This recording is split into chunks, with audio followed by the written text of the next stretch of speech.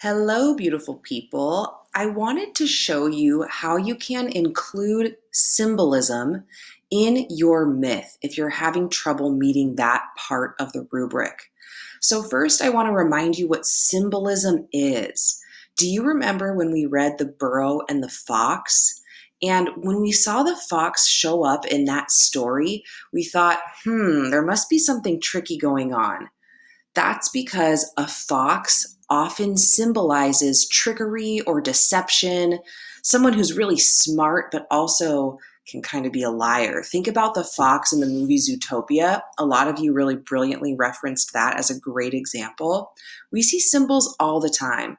A symbol is an object or even an animal that represents something else. So when we see that object, like the fox, it gives us a clue like, hey, this actually has a deeper meaning.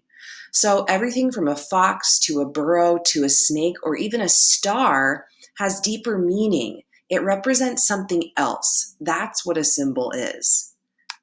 I want to remind you of the rubric for your myth.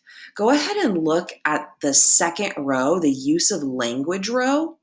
Notice that in order to get a 3, which is meeting the standard, you have to use symbolism and detail in your myth to show the incident means the action, and describe characters. So I want you to think about your myth right now, the myth you are already writing or you're already brainstorming. What animal, aspect of nature, or object is already in your myth that you can turn into a symbol? I don't want you to think about restarting. Consider your myth. If you have already brainstormed a natural phenomenon, then you already have the possibility of a symbol in your myth. I want to show you how I did this in my myth when I wrote it. So here's my example.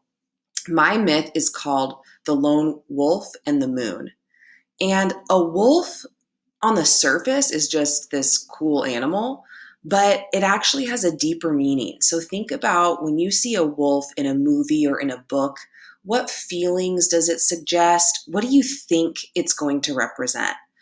Some typical symbolism involved with a wolf is pride, survival. They're really tough creatures. They're super determined and kind of self-satisfied, like independent. They don't need anyone else. They might also be, especially a lone wolf, might be characterized as other, like someone who's outside of the pack. Now I want you to think about the moon. What does the moon symbolize? What deeper meaning does it have? Usually when we think of the moon, we also think it's a feminine symbol. The sun is usually more masculine and the moon is a little more feminine. It's also a symbol of immortality because it's always been there. It's also a symbol of eternity or wisdom or even grace. There's something graceful and beautiful about the moon. So I looked at the character and the natural phenomenon that were already part of my myth, and I thought, what are the typical symbols associated with these two things? And that's how I worked it into my myth. I want you to do the same thing with your myth. Let me know if you have any questions. I can't wait to read how symbols show up in your myth.